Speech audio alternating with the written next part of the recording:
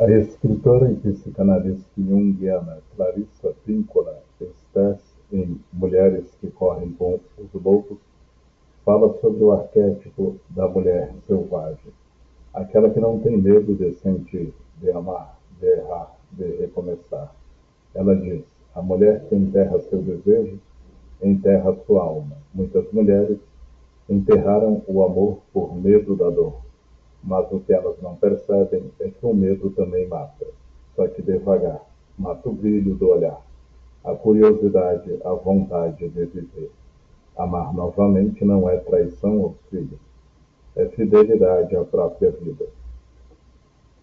O amor que não se viveu é um luto silencioso que corrói por dentro.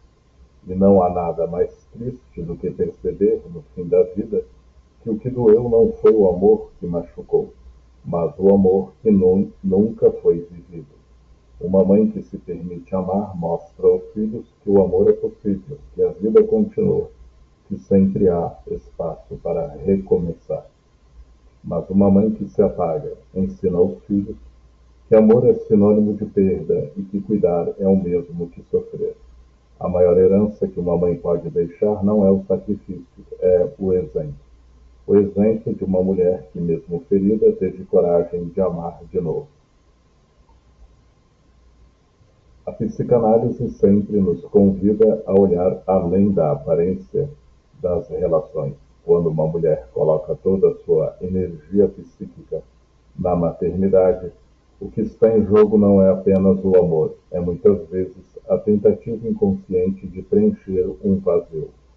Freud já dizia que o sujeito é movido pelo desejo e não pela necessidade. O desejo é o que nos mantém vivos, criativos, em movimento. Quando o desejo é sufocado, em nome dos filhos, do dever ou da culpa, algo dentro de nós adoece.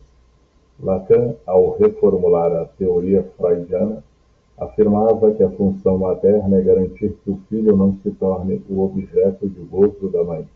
Ou seja, o papel da mãe é cuidar, amar, nutrir, mas também permitir que o filho exista separado dela, que ele vá para o mundo e construa seu próprio desejo. Quando a mulher não se reconhece como sujeito fora da maternidade, o filho corre o risco de se tornar prisioneiro do amor materno. Ele cresce sentindo-se responsável pela felicidade da mãe, e isso, longe de ser amor, é um peso. François Adolphe dizia que a mãe deve fazer sentir ao filho que existe um homem ou uma mulher além dela, que ela não é tudo para ele. Isso é o que permite ao filho desejar, amar e mais tarde construir relações saudáveis. Ser mãe é, sem dúvida, uma das experiências mais sagradas e intensas da existência. Mas a psicanálise nos lembra, não pode ser a única. Porque quando a mulher se reconhece apenas como mãe, ela esquece a mulher que deseja, que sonha, que vive. E quando o desejo da mãe morre, nasce o sintoma, seja na forma de tristeza, ressentimento, controle ou solidão. Permitir-se desejar, amar e existir além dos filhos não é egoísmo. É paradoxalmente um dos maiores atos de amor materno. Porque uma mãe que vive plenamente ensina seus filhos que a vida é feita de movimento, de trocas, de encontros. E que o amor, o verdadeiro amor, começa quando o outro é livre.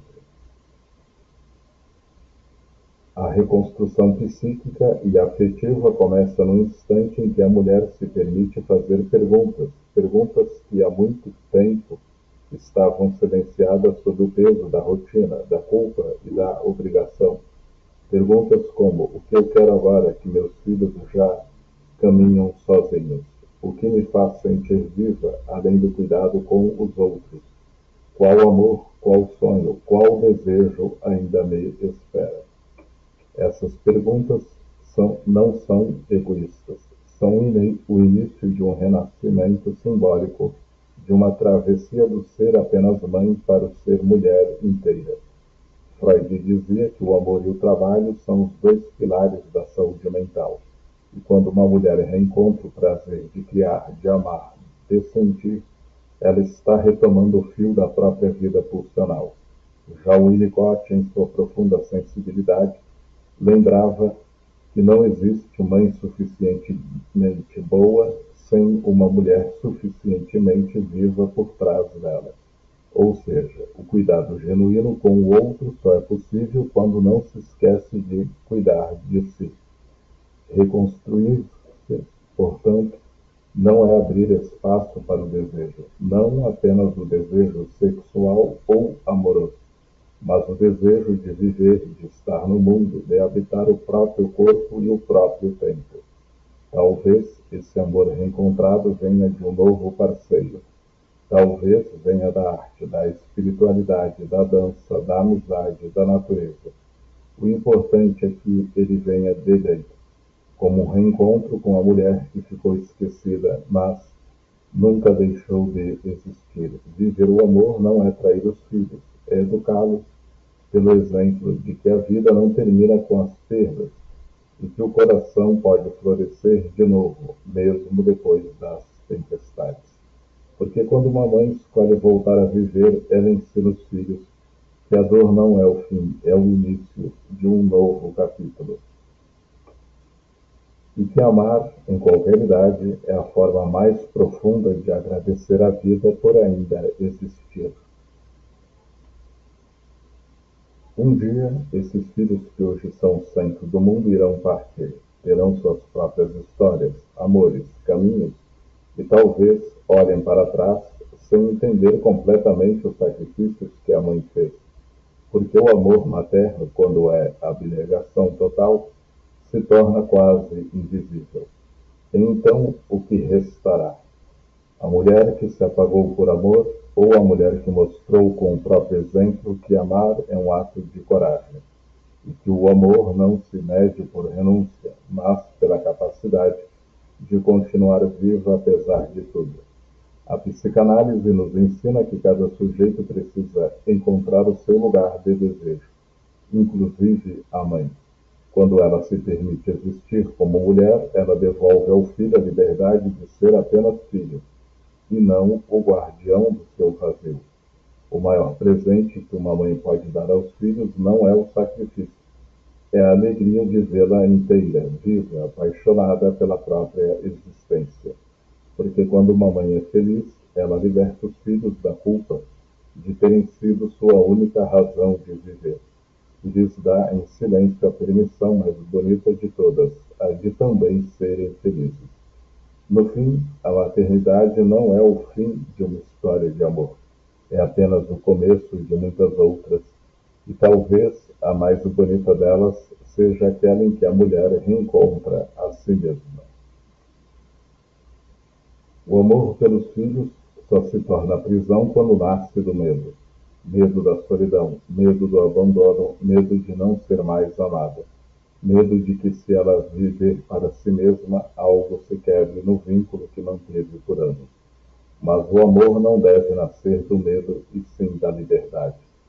A liberdade de amar não é ausência de cuidado, mas sim o cuidado consciente e maduro, que não se confunde com possessão. Quando uma mãe entende que não precisa ser o mundo inteiro para os filhos, que sua existência não depende da presença constante deles, algo profundo acontece. Ela reencontra o direito de ser mulher, de sentir desejo, de sonhar e de existir por si mesma.